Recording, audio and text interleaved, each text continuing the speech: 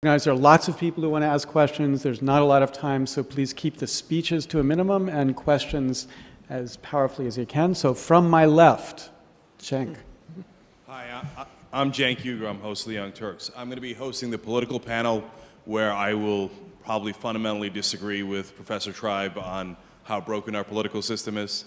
So I hope you stick around for that. But I thought you asked the most important legal questions, but I would love to try to begin to get answers, because I think this is, in that sense, the most important panel.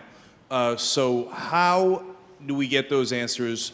Who gets us those answers? For example, how do we choose delegates? Is it a limited or unlimited convention? Et cetera. Who decides that? How do we decide that? Can we begin to answer that? So let me just begin on that, and anybody else can chime in. Congress presumed, in the last time we came close to this, to have the authority to answer those questions. Senator Hatch had Senate Bill number 40, which extensively addressed all of the procedural, structural questions that the convention would call for. My favorite part of Senate Bill 40 is that it forbid members of Congress from being delegates in the convention.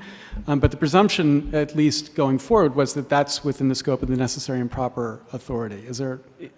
I don't think it is. I think the whole point of the Article 5 convention is to go around Congress, and that Congress's role in the call is very limited.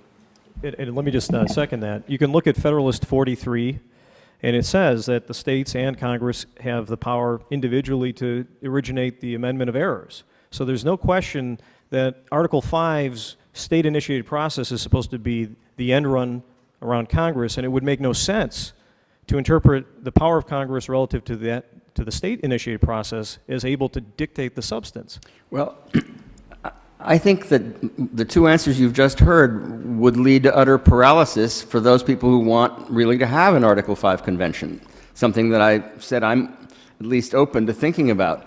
That is, how is it ever going to happen? As a practical matter, I do agree that Article 5 should be read to oblige Congress under certain circumstances, which I can't fully define, but there have got to be circumstances. Suppose all 50 states were to petition Congress to convene a convention to consider amendments to restrict or overturn Citizens United. Suppose it was phrased that way. Now, obviously, at that point, it would be political suicide for members of Congress to thumb their nose at these 50 state calls. At that point, if there really were to be a convention, I would agree with my colleague Larry Lessig that under the necessary and proper clause, Congress would at least have authority to enact facilitating legislation. I don't think that legislation